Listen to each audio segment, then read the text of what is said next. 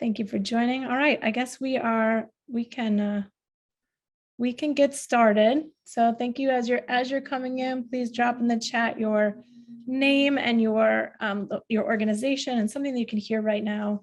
Just bring us all into some little bit of connection, even though we're all virtual. So I'm Kelly McMahon, and I get to play the MC for today's community of practice meeting, and I'm from the Carnegie Foundation. On behalf of the GRAD partnerships organizing members, which we have here the host of folks that'll be joining at several points, but we like to call this the organizing members of the GRAD partnership. But as you will hear about the GRAD partnership, it's really all of us trying to come together. So hopefully all of us will feel like members at some point of the GRAD partnership. We call ourselves the organizing members. And Amanda is going to be playing sort of side hostess for us. So if you're having some issues with Zoom, please feel free to send Amanda a note in the chat or anything to check. So thank you, Amanda Maratora. Now I said it wrong. I even practiced it. Martorana. It's okay. It's not you. It's everybody. It's Martorana. I appreciate. I mean, there's sometimes you want to feel special, but maybe when you're screwing up, just if everyone screws up, it's okay that you're not so special. Every day over here. We're good. Well, I'm sorry to add to that trauma. All right. So what is the GRAD partnership? So as this is new, we just want to sort of put this back in front of you that what is it that we're trying to do? So it's the GRAD partnership for student success. And we are partnering with communities to spread the use of high quality student success systems. There are a set of folks who are helping with this work and are part of that organization, the organizing members, and we have some affiliate organizations who are working with us. We also have advisory council members, and we are excited to have you here. Some of the things that we're trying to do is to promote the widespread adoption of next generation early on-track systems. We are offering several things, including multiple types of technical assistance, capacity building supports for local intermediaries, building and developing self-reflection tools and guidance materials. And then this, which is our community of practice and coming soon in the future, will be hopefully a national improvement network. So stay tuned for that. Amanda, if you could advance for us. Why join us? We know that access to tools and resources, models, things that we can learn from, it's important for what we can create, but also we can cultivate together from this group of people that are doing some important work, moving from sort of organic growth of on-track work to how can we become more systematic as we improve upon and innovate our on-track work. You have access to technical assistance, as well as all of us having a shared deep commitment to equity and anti-racism and a belief in student, educator, family, and community agency. And then together, joining in this community of practice, we can do more together with greater impact than any of us could do alone in our places. So thank you for joining us today. Our conversation today is just an overview. We'll do some welcome introductions, which I just did. Bob, in a moment, Bob Balfant is going to offer some context for some of this work that helped shape us. We'll hear from two speakers who are joining us, Gina Pascual from core districts and Sarah Howard. Thank you for being here. We're going to hear specifically today's focus of our community practices about centering students in our on-track work. There'll be an opportunity to have breakout discussions. So there's a great group here. You'll get a chance to kind of react to what you're hearing and get a chance to connect, to make some new friends. We will look towards what's next for our community of practice, and then we will have some reflections and closings. In that, we'll have a request for you. We'll offer some inspiration, and we'll put forward some aspirations, each of us, hopefully, in that closing. And now with this, I'll turn over to you, Bob. Thanks, Kelly. I'm Bob Balfant, Director of the Everyone Graduate Center at Johns Hopkins. I'm so excited to be with you here today. I'm just going to shed a little just context, both for why we think now is the time to have this GRAD partnership, this large collective effort to create sort of next generation student success systems, and also more specifically why we believe this community of practice is such an important feature of that. So as you know, unfortunately, I think all of us probably know now, our students are having a hard time from the pandemic, coming out of the pandemic. We hope this year would be sort of the great recovery. In many ways, it continued to be the great struggle. We know that, as you can see, that ninth grade on track rates are down. We know for the first time in almost 15 years, high school graduation rates went down, college enrollment rates, particularly among low-income and minority students who drove a lot of the gains over the prior decade. So we know that the need is there among our students, right? And then also at the same time, next slide, we've learned a lot more about the science of relationships, of belonging, of connectedness, and where this I think the most striking data for this I've seen was a very recent study from the CDC, which asked students, high school students during the pandemic, whether you were virtual or in person, did you feel like there was an adult who knew and cared about you as a person in your school? And did you have peer support? Just those two questions. And they found that students that could say yes to both of those, whether it was in a virtual environment or a face-to-face environment, reported essentially half the mental health challenges of students who could not report that was true. And there's very few things we've seen where something as powerful but as simple as human relationships and connections could reduce significant outcomes by half, right? We've seen very few, right? That tells us a lot about the power of connection and relationship. The distressing part of that same study was that only half of all students reported that being true, and only 1/3 of minority students, which speaks to a lot of disconnected kids, a lot of unconnected, unsupported students. So when we put these two facts together, right, it really tells us we need better student support systems, right? We made some improvements, but we got a ways to go, and we've learned a lot, and we got to put that to work.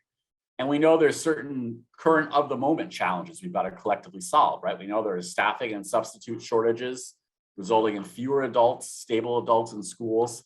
At the very same time, more students need supportive adult relationships, right? That's two lines going in the wrong direction. We know the pandemic impacts continue to be dynamic on students. We're doing okay now, but not later, or we're doing, it's not an easy linear thing. It's an up and down thing. We also know that the pandemic affected a much wider range of kids with some of this disconnection than had experienced it before, sort of increasing the total number of students, right, feeling these additional stressors and challenges. We know that those that live furthest from opportunity were in the same communities hardest hit by the pandemic, right? So that those historical longstanding challenges on top of the most intense experiences of the pandemic. So we know we need systems that, that address some of these things, right? That monitor school connectedness and find ways to bring more adults into schools, that are sort of adaptive, right? They're not sort of static systems. And that really can be, expanded to sort of a universal approach with students, right? As opposed to like, here's a small set of students we're trying to target with this. So that's sort of the general zeitgeist, right? Which we're trying to, we recognize we're in at this moment. We have to figure out ways to address. One more thing I'll give as background before we'll dive into the work that's being done. Is that we've been able, as part of this GRAD partnership work, to conduct several surveys and take advantage of a recent survey that was done. And an interesting finding is if you just ask school leaders, particularly at the high school level, but also at the middle school level, like, are you doing some sort of on-track early warning work? And you'll get about 75% of folks saying yes to that, which is a fairly remarkable finding, given that in 2008, circa 2007, less than 15 years ago, there was only a couple schools doing this work in sort of Philadelphia and Chicago. So in a way, that's a remarkable spread, at least of a term, right? But then when we dig a little deeper, we see that it's about a quarter of those that are responding that they're doing it believe it's going really well and it's high impact. And about the other 50% of that 75%, so 2/3, I guess, of that 75%, feel like there's significant room for improvement. It's often like, we did it before, and we're doing a little less now. The prior principal supported it. My principal doesn't support it now. So that what that tells us is a lot of this work is about, for a group of like that 25%, it's about innovating, right? For that other like 50%, it's about improving. And then there was about 25% of folks that said, like, I've never heard of this, basically, right? And so for them, there's more of an awareness and an understanding thing. So again, it shows a little bit of the complexity of this work as we try to sort of take this to the next level, is that it's multiple types of work happening simultaneously, from improving to innovating to sort of understanding. All right, next slide. So when we put that together, right, we really think that taking this next step to sort of student success systems or next generation, however we feel like we end up describing these, is that, we're sort of moving from the initial focus was all largely high school graduation and maybe focusing at some group of youth identified as at risk, largely often about individual interventions, and sometimes often seen as like the technology, the system, the data was the answer, to really this idea that it's both high school graduation and what happens afterwards that matters. Everyone needs to have a pathway to post-secondary and adult success. It's about, this idea of prevention and organizing school for improvement, as well as sort of the interventions. It's also about enabling what we're for and what we've learned, like the importance of belonging and connection and mastery and pathways to adult success. And also the ideas that the mindsets and continuous improvement really are key features of, a very strong system, moving from static to adaptive systems. So our final thing on that is when we sort of try to put this together in a definition, we're trying to make the case that maybe these student success systems are really about, some using predictive indicators, both for high school and post-secondary success, really understanding it's about the school-based analysis and action. It's that human system that really makes this work. The data system is necessary, but it's the human system that drives it and makes it happen. And for that to be true, mindsets really matter, And that we have to really do that work to have those underlying sort of supportive mindsets. So with that, I'm going to kick it back to Kelly, and then we're going to very soon get to our presenters and the work at hand. Thank you. Thanks, Bob. Yes.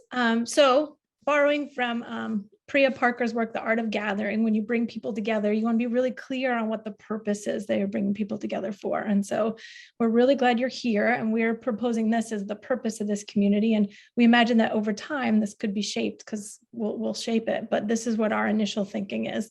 So we want to motivate the movement for next generation early warning response systems.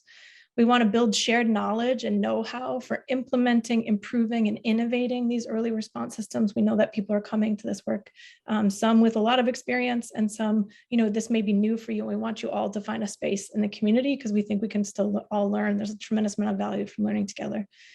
We want to connect to learn. So the purpose is connecting. It's lovely to make new friends. And I think that hopefully that will be part of it, but it's also for the purpose of us learning together. And then we want to leave with, at least in this community practice, starting a practice of leaving here with at least one next step we can take by the end of next week. It can feel really overwhelming when we take on the problems of trying to put in place early warning systems that are serving all of our students. And so we want to make sure that people are leaving with practical things that they can do from this. So those are the purpose of our community. And given that, we want to put forward some agreements. So this is how we're, again, proposing these as a starting place that could be shaped over time, but we know that the culture of any one group really does influence what we can learn together. And so we want to put these as a set of agreements for us. So we, not me, that we share our stories and we share our airtime when we're in space together. We want to accept non-closure. We're together for 75 minutes. And so it might be likely that a lot of things get brought up, a lot of questions and a lot of dilemmas put forward, but we're working towards those. And so in these in these meetings, there may be some non-closure, and we're just going to accept that. Chatham House rules. So this isn't necessarily a space where we're going to solve all the problems and present all the solutions, but it is a space for us to maybe wrestle with some of the dilemmas and some of the problems that people are having. And as you do that, we want you to feel okay sharing that, but it means then the problems sort of stay in the community and you take the ideas, but not necessarily say, well, Kelly from Carnegie, she's really having these problems in her work. So, you don't want to necessarily name to where it's going, but instead the ideas of like, this idea really matters. Again, share to learn. We know that there's an opportunity here to learn from who's in the space, and there's some really great ideas and resources that people have cultivated and put forward. And so as things are coming up, we want to encourage you to drop things in the chat that perhaps seem relevant. So if you have an article or an idea or a protocol or something that you've used or developed that seems relevant that you want to share with the group, please do. We also know that sharing to learn, even just sharing your own reactions, maybe it might be unfinished thoughts in a breakout, but there's value that can come from just sharing your ideas out loud. So there's lots of levels of sharing, but please feel free to drop things in the chat as they come to you. And then lastly, no one wants to learn in a place that's boring and people are sad and frustrated and not having fun. So let's try in this space to, make room for joy, and let's find joy in that, because I think it will become a much more vibrant community. So we think that's an important agreement to put forward. Amanda, if you can move forward. So setting up today's conversation, we know that this is a movement based on beliefs. And this is a long quote, but it comes from a book that hopefully a lot of people have read called The Make or Break Year, Emily Crum Phillips. And it's a book about Chicago and the work of on-track work there. Came out in 2019. And I'll just share this because I think it really sets forward sort of what it is and why it's also important to start with centering students. So sets it up that politics, of course, breeds skepticism, even cynicism, a very true statement, especially today. And education, when done right, imbues students with healthy skepticism and critical thinking skills to distinguish between what they believe to be true and what is verifiably true. And we hope this is the case for many of our classrooms today. And yet the movement that occurred in Chicago to support freshmen hinged not on skepticism, but on belief, data-based belief, but belief nonetheless. Belief that the dropout crisis was something that could be solved. Belief in the research that showed ninth grade was the make or break year for high school graduation. A belief that employing trust and collaboration and personalization, qualities that are tough to measure or quantify, but could result in measurable, quantifiable change. Belief that schools could learn from one another, and a belief that such a simple idea as supporting students in their transition to high school could spark such widespread system change. As Melissa Roderick pointed out, Freshmen on Track was about belief in kids, the belief that it was possible to keep most kids on track for graduation and lives of opportunity. And so with that, I want to open it up for we've invited some folks to share from their experiences. And if you move forward, we can show their pictures. So we have Sarah Howard here joining us from the Network for College Success. We have Gina Pascual, and they're gonna offer some insights for us from their work. We didn't decide this first, but maybe we'll go in alphabetical order, and we'll turn it over to Sarah. Are you willing? I'm looking thumbs up, willing to go first for us? So hi, everybody. My name's Sarah Howard. I'm the Senior Director of the Partner School Network at the Network for College Success at the Crown School of Social Work, Policy, and Practice at the University of Chicago. All right, longest name ever. So I kind of want to kick us off with this Margaret Mead quote that I think was shared with me as a young person from my mother, where she's really trying to get us to see that the vision of the future is in the young people. Because our experience is too rooted 30, 40 years ago to really be able to, see what's possible from this point forward. And so for us to really serve young people, we've got to be in deep relationship and dialogue with them. And that's sort of where we're betting our work right now at the Network for College Success. As an organization, our vision is to transform public high schools into places of powerful learning. And the phrase at the end, where students excel academically, develop the agency, integrated identity, and competencies necessary to have successful lives, comes straight from the Foundations for Young Adult Success report, which we use as a key anchor for our work. And our good friend Camille Farrington, who's one of the authors, is on with us today. And so our mission then to reach that vision is about cultivating post-secondary readiness by translating research to practice so that schools become places of innovation and improvement. And we do that. We happen to have a long partnership. We were founded by Melissa Roderick, who was a researcher at the University of Chicago's Consortium on Chicago School Research. And she did a bunch of groundbreaking work on what impacts post-secondary outcomes for young people in Chicago. And so we focus on a few key leverage points in the process. Bob's description at the beginning about using research-backed indicators has basically been our bread and butter. And so we focus on that critical freshman year because we know that students who end high school with a 3.0 or higher have far better chance of persisting in college or whatever path they go on than students with a below 3.0. And we also know from our data that kids who end high school with a 3.0, something like 90% of them start high school with a 3.0. So you don't magically improve to a 3.0 over the course of high school. You have to start strong. So the freshman year isn't just important for graduating from high school, it's also important for those post-secondary outcomes. So we try to support young people to and we have noticed over the years that kids lose as much as a full GPA point from the spring of 8th grade to the fall of 9th grade. And so that's a really critical transition. And the only thing different in that transition is the school, right? The kid doesn't change substantially in those 3 months. It's their context that changes. And so that puts the work squarely on us in the high schools. Well, we mentioned this is something that's been going, this work has been going on in Chicago for a long time. You can see the starting point is all the way back in 98 rather. And it's been a pretty steady incline, and we've seen the relationship between the green line, which is freshmen on track, and the blue line, which is that same cohort of kids' graduation rate, hold true over the years. In our own network, in a shorter time frame, same thing. That relationship has held true, although the improvement has gotten flatter as we get above 90%.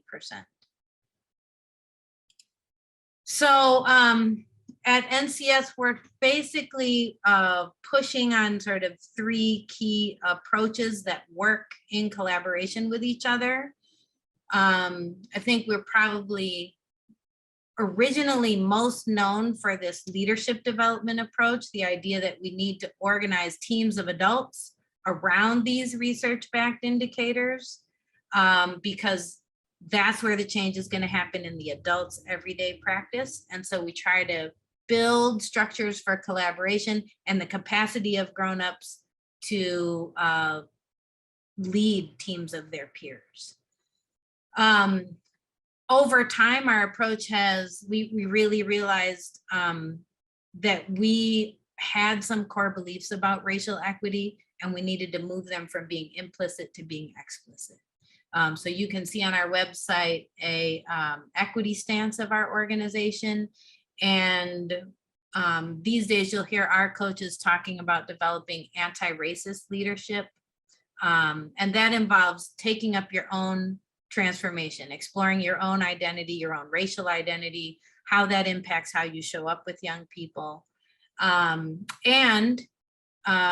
I would say continuous improvement, small c, small I, has been part of our approach since the beginning. That our relationship with the consortium meant that we brought actionable data and new ways of looking at it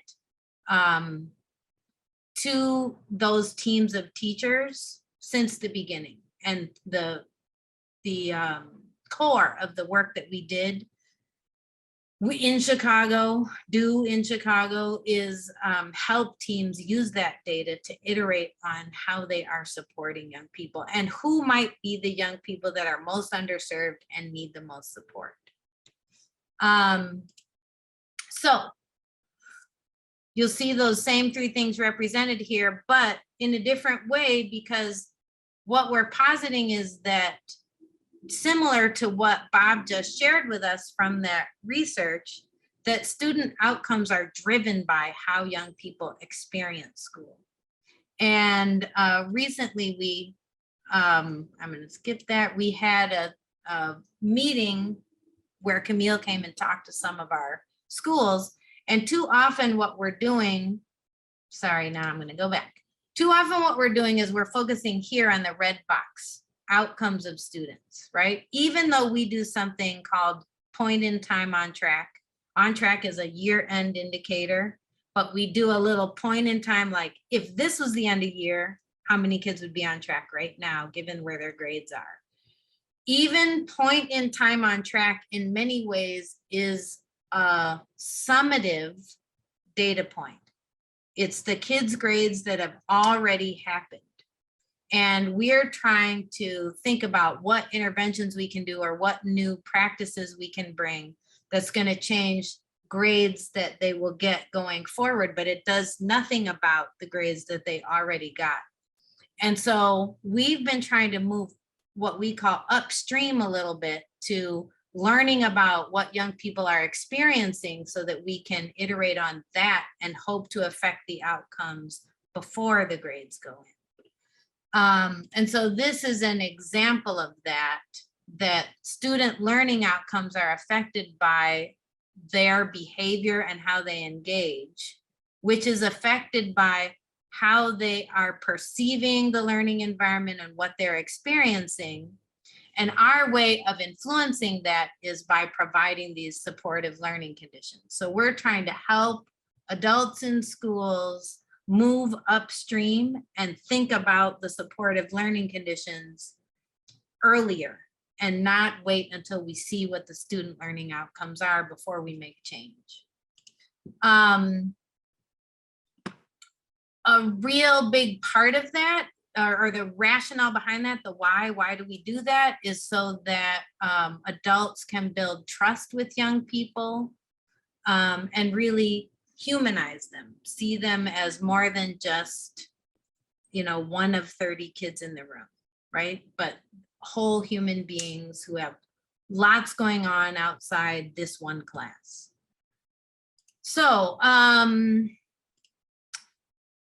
we have several teams that are all working in different parts of a high school on the different leverage points. And so what we're trying to do is bring student voice in at multiple levels. We have teams working on post-secondary success, and what they've been trying to do is bring student voice into the decision-making process that counselors make, not just in terms of how they engage 12th graders, but also thinking about how they start to engage 9th graders in thinking about their future and build that college-going culture. So they've been using the developmental relationships survey from the Search Institute. And they then are building the capacity of these counselors to do data reviews with their team of counselors and with teachers to think about how could we take a more developmental approach to engaging kids in the tasks that they have to do to get ready for college, instead of just checking the box off, get that FAFSA done, get that application done, fill out this career survey, but instead make it more of an experience where kids start to think about what their values are and who they are as a person so that they're making choices aligned to their values, which we think then leads to more persistence after high school. We also convene 9th grade teams of 9th grade teachers, where they bring the data that those counselors have collected into the 9th grade team so that they have a way of bringing student voice into their decision-making process. So instead of thinking about that Margaret Mead quote, when we look at the data, we make up stories about what it's saying. And we're going to make up those stories based on our view as adults and what we experienced when we were in high school, as opposed to what's actually going on for the young people in front of us. So bringing in that student voice data helps us tell a story that is actually about the young people in front of us and influence the interventions that we bring as a result. The other tool that our team has been using is the PERTS survey, which I'm almost going to make Camille come off and say what PERTS stands for, but you can Google it.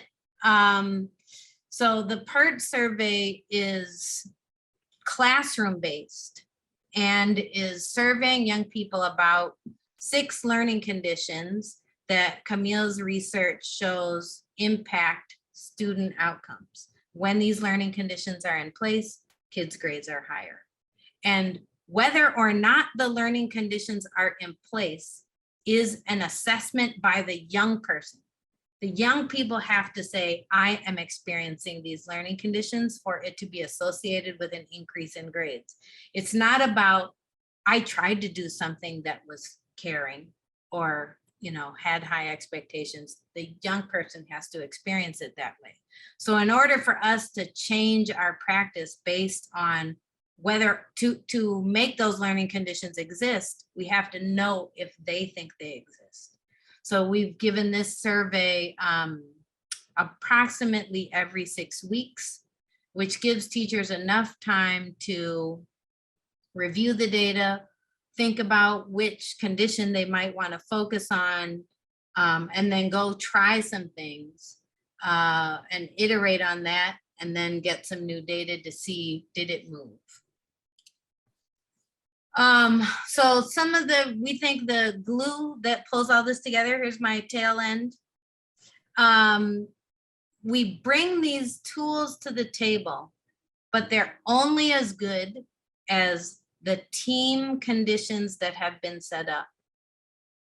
We have to have agreed as a group of adults that we want to collectively work on improving these outcomes and experiences for young people. And we have to believe that we can do something that will change it, that it's in our locus of control to make a difference. So that sense of efficacy is critical. And what we've seen is when we can bring actionable data to adults, and they can go use those data points as the starting point for inquiry and really try some things. When they see the change happen, their belief that they can affect change grows, and then they're more bought in and they do it more. And so we just think that the student voice has really made that experience of adults changing what's happening for young people much more powerful than simply looking at outcome data. Thank you, Sarah. Appreciate it. And thank you, Camille, for dropping things in the chat for us. I appreciate the backup presentation. So thank you so much. Want to turn it over to Gina now. And Gina, are you still comfortable sharing your own slides? I'm scanning. Yes. Perfect. There you are. Thank you, Gina. I am gonna flop the sharing probably. Let's see. Do you all see this, the presentation? Yep, looks good. Okay. It looks like a presentation. Okay, great. Okay.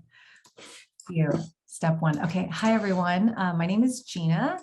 I work for Breakthrough Success team at Core Districts. Thanks again, Kelly, for asking us to speak here today. I'm going to do 3 things. I'm going to introduce myself, my organization, and I'm going to tell you a story about the inception of one of our changes that really centers around student-adult relationships and centering student needs. So yeah, I'm a senior improvement coach at Core. I'm based in Oakland, so I work with Oakland Unified, and I am definitely an improvement fanatic. I don't know about you all, but like when the number on the graph like shoots up, like it's just addicting, when that line chart just bumps, I just get a rush. And so like, I think that's like the pairing with my personality and improvement, especially when it comes to students like learning and feeling connected. So Core Districts, we are a network of 8 school districts in California, 8 large urban school districts, and that compiles about 1 million students. So there's like coaches like myself throughout California. And I'm going to show you here a visual of our driver diagram, essentially. So we believe that these 5 drivers will lead to like breakthrough success for 9th graders.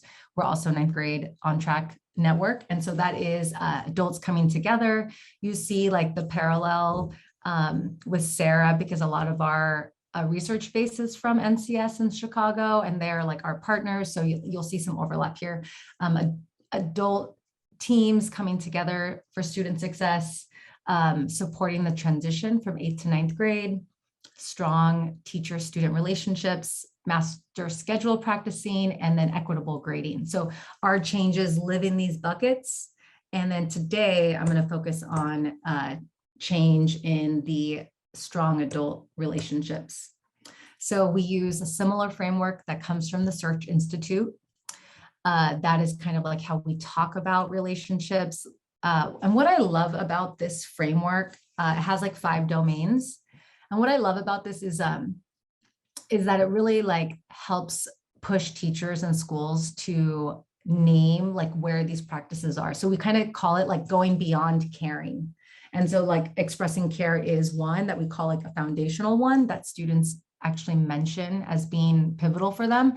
But the language has just like really helped us. And it's something that we're continuing to try to grow in the schools is being like, oh, I heard that you are providing support, or I hear you challenging growth. So this framework has actually been really helpful for us.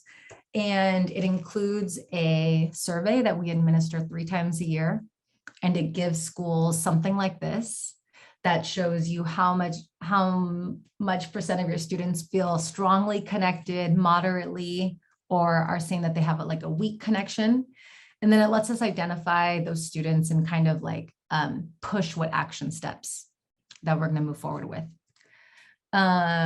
Let's see, it's just a little bit more of that. Okay, so I'm going to tell you all a little story about how one of the schools I work with used this data, and then also the inception of one of our changes. And then hopefully it'll all come together at the end. So this is a school in Oakland called Skyline High School. It's about 2,000 students, very diverse population, mostly Black and Latino students. And you kind of see like a fake screenshot of results here. So the teacher on the left, this is Shane. He is the 9th grade lead instructional coach. And on the right, we have like our champion for relationships. So this is like a teacher at the school that tries to kind of promote these practices. And they're just like truly incredible people. So we are sitting down about a month and a half before the results are going to come out to prepare. So like, let's prepare our protocol. Let's prepare the plan to talk about these students. And our ultimate goal is to reduce the percent of students who scored weak. So if we had 24% of students who scored weak, we want to reduce that number. So we're sitting down to prepare. When are we going to meet? How are we going to discuss? And Shane, the lead, says, we're like not great at developing action items at these talks. Like this is our weak spot. I really want to leave this meeting with action items. And then Shane says, you know, at a former convening, I heard another teacher talk about the 2x10.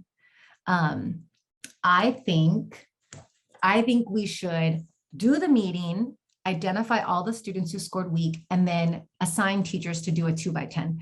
And a 2x10, raise your hand if you know about the 2x10. The 2x10 is like a very beloved MTSS behavioral emotional intervention, which is 2 minutes a day with a student of need, where you cannot talk about academics or behavior, and the days need to be sequential days. So 2 minutes a day, no school talk, essentially, no behavior, academic talk. And so Shane's like, this is what we're gonna do. All 16 9th grade teachers are gonna do this. And then I say, how about the 2 of you try it first, and let's see how it goes, work out the kinks, and we'll like write the playbook. And this is like the only thing. I'm like a doll where you squeeze me and I only say, can we try that on a smaller level? And so, you know, they're like, of course, you always say this. And so we look at the data from the previous administration. We picked 2 students who scored weak that these teachers know. And I asked them like, okay, let's just put a number on the page. Like, how warm do you feel towards this student? And so Mr. Alem says a 1. He's like, I'm actually super nervous to do this with her.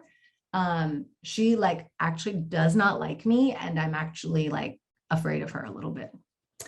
And then Shane picks a student and he says, you know, this kid is going through a lot. I feel like I have the relationship I have with him is like the relationship I have with every kid in my class. It's like good. And I say, okay, great. All right. So we start the journey. I told you what this is.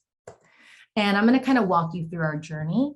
I'm going to like, so in the beginning, we were on a text thread and I was like, how to go. And we're kind of touching base. So I'm going to like walk you through. I'm actually going to do it like partially silent. So I encourage you to read their reflections on the screen. So day 1, green is the teacher Alem and orange is Shane. And this is after their 2 minutes. So we text, how'd it go? This is what I hear. All right, day 2. All right. Day 3.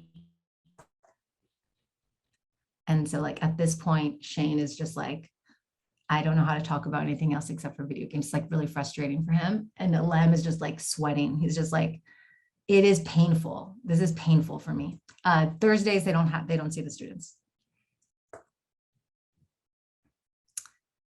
Shane's like an overachiever. He's just like, I want to have breakthrough conversations with this student. All right, so now we're on day 5. And I don't know if anyone else here is like feeling the sunshine. But like now we're feeling like a turnaround. Like now when I talk to Alem, he's just like bright. He's just like shining. Like he's just like, this feels like very special. And so like at this point, I'll share one of these quotes from Shane. Like Shane's just like, we're really vibing. He's a sweet kid. I feel like he's warming up to me. He's like acting different in class. He's more engaged and he's asking me for help. And at this point also, Alem says about his student at this day 8, he's like, I'm learning so much about her. This girl is so cool. She says hi to me every day.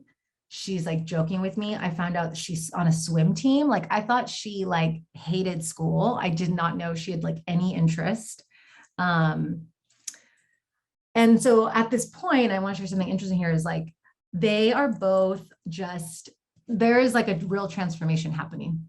And so I asked them at the end, like, how warm would you say you feel towards a student? And they both were like 4. They're like, it is a completely different kid. And I want to share some of the quotes from Alem. So one of the things he shared was, this makes you go beyond the usual things you ever talk about.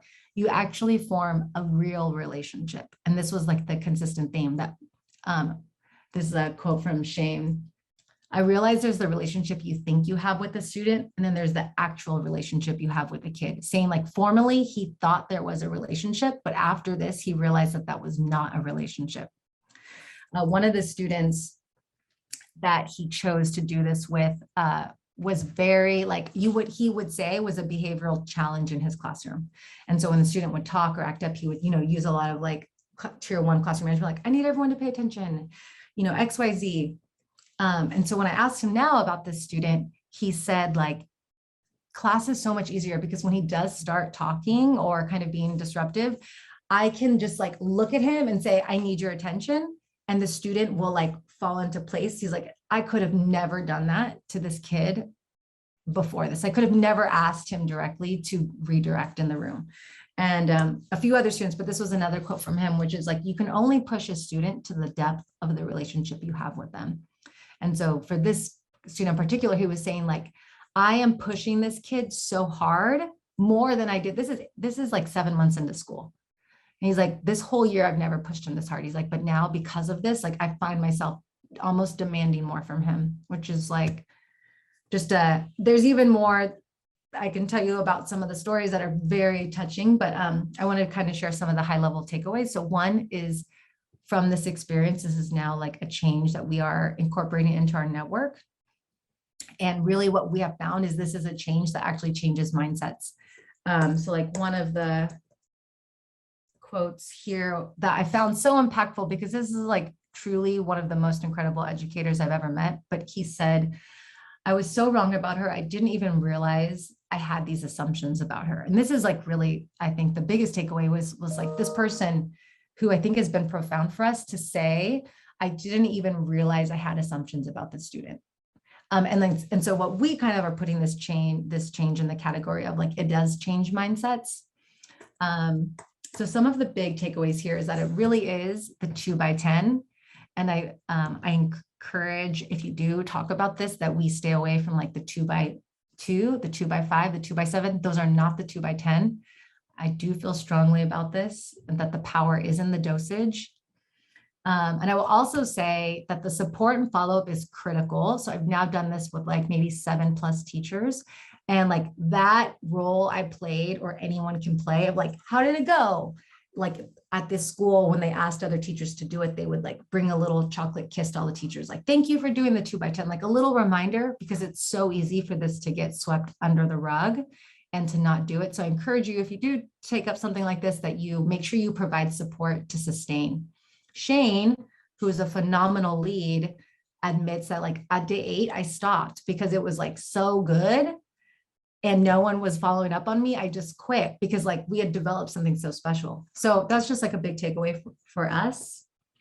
And then I want to talk about some of the challenges is spreading this practice in a school. We need to be more methodical, us as core, about providing schools with a strategy for spread. Shane went to ask all of the 16 teachers to try this, and we learned a lot. So we learned a lot, and 16 did not adopt the practice. We had about 4 more additional people try it. So we hit like the number of 6, like this was now a few months ago. But so at our last convening, not only do we spread this change, but we also spread the flop of how we tried to spread it and what we learned from that. And how, as a network, it's something we're really thinking about is giving schools strategies for this because they're asking for it. And that's like a growth area for us. The last thing, we'll share these resources. And there was one other thing I wanted to say. Yeah, I think that's it for me.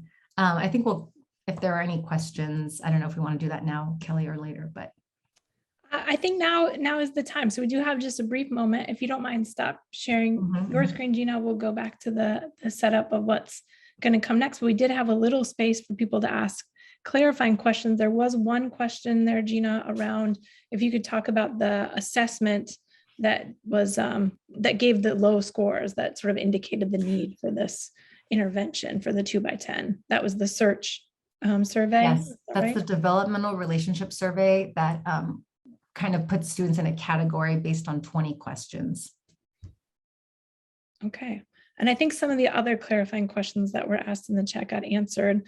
I think for sake of time, to give folks a chance to interact with each other, we might move to the breakouts, and this might be another place where questions come up. So this is not your only time to ask questions. That would be an interesting community. So, all right. So give a chance for you. We're going to send you all to some breakouts and you'll get an opportunity to meet some new people. And in there, when you get to your breakout, the person who woke up first this morning can, and this is, sorry, East Coasters, but you're going to, it's likely going to lean on you. Although there could be some really ambitious West Coasters, but the person who woke up first this morning will go first. So introduce yourself to your friends, everyone go around, say their name, the organization, and what brought you to the meeting.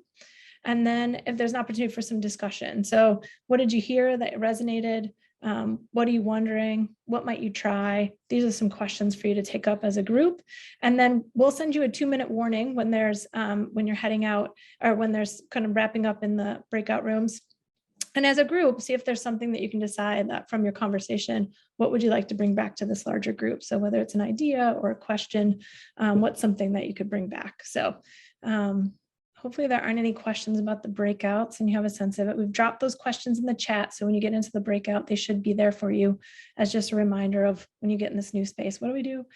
So just look in your chat, these directions will be there.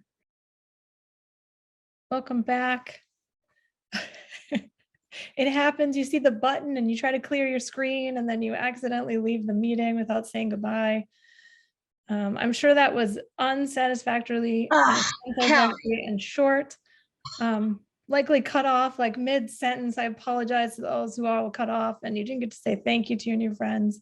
But for those that are bringing things back from the room, we're going to try a waterfall chat. And so what you do is you type your idea or question into and also feel free if you want to send your acknowledgements or thank yous to the people, please do. Please feel free to spread that love and use the chat to do so. But if you want to type your idea or question that you were bringing back, and in a moment when I say go, you'll get a chance to hit return and we'll see them all happen at once. But type your idea and just hold it, and I will say go and we can enter them. We'll see a whole waterfall of brilliance sort of shine through. So for those who are bringing the idea or question back, if you could type that into the chat and just hold it And when I say go, we'll hit return and everyone will get to see what's coming back to the main room. Give her another 30 seconds in case those ideas were really long and wordy. Just want to type it in there. All right. All right, go ahead and hit go, hit enter. We'll see what we have there, see if we want to surface. Bob, if there's any you want to pull forward, but I like this notion of people like to hear about the orgs are learning about scaling, because it seems to be the challenges. Questions about how do we set conditions for more relationship building in schools? People like actionable data, perspective taking, thoughtful and strategic plan to pilot the spread of the practice. Any you want to pull forward, Bob? No, I've already done it. I read them, a lot of them. You got them. I just did it. And hopefully they're there for you all to take them. Okay, so now looking forward, thank you all for those engaging comments and thank you for responding and hopefully again, getting some ideas to take with us. So looking forward, our next community of practice meeting will be July 27th. So we'll get a chance towards the end of summer to come back together and check in with one another. Amanda has just dropped the registration link in there. Please feel free to spread that around to your communities and networks, invite more friends to join us. And we also want to hear your feedback. So we want to hear like what would be useful to you. So we want to hear your feedback on today, but then also there's some questions on the survey. It's a very brief survey, should take no more than hopefully 2 minutes. But we want to hear what would be useful, what would be interesting to hear as other topics. So we had selected centering students. Perhaps there's a lot more we could go back to this topic. Feel free, that's one of the options, but others that you have. So there's a list there as proposals. Select the ideas that sort of ring as exciting to hear about from you, or add others. So there's space there. Please give input. And then also if you're interested in perhaps being a presenter, there's a space there to leave your name and what you might be interested in sharing. We welcome a chance to sort of elevate and hear from the voices of the folks that are in our community. Want to leave you with some students. These are Stevie and Maya from New Tech Network. And so we have just a little video to bring their voices into the room about the importance of hearing from students. Sure that students can put their voice in to know what the best environment can be for them so they can succeed. And hearing from the students directly is the most important part of change and the most important part of improving. The times, you feel disregarded as a student, right? There's like some age disconnects and, just of like, I know best, right? So this is how it's going to be. But I'm the one who sits in the classroom all the time, right? Even though we're not in classrooms right now, but I'm the one who sees firsthand the policies that you're implementing on a district level or on a campus level. So I know it best, like I saw where it worked for me as a student and where it didn't. So it's definitely important that my concerns and my voice is heard, because without it, we're neglecting, a part of this relationship, right? It's give and take between the students and, teachers and the administrators and stuff. And if you forget that big piece of the conversation with students, then you're always going to go wrong, because you're not understanding or seeing what we're witnessing and what we're experiencing. So none of us are here today because we want to go wrong. So we all are here because we want to get this right. And I think it's some powerful words there if we want to get it right, we should ask the students. And if we're really keen on improving and making change, to remember to ask them. So this is the moment for ambition. So what's one step that you could take by next Monday that helps you center students in your work? If you want to drop that in the chat as a place that we can, make it verbal. If you just want to write yourself a Post-it note, but like just an opportunity in this space right now, it might be to visit a website. It might be to reach out to one of your new friends. It might be to think about having a conversation with someone, but what is one step, or is there a student who you maybe want to reach out to, but thinking through what's one step that you could take by next Monday that helps you center students in your work. I'll just give you a second to jot that down for yourself. Some ambitions, see what we can do.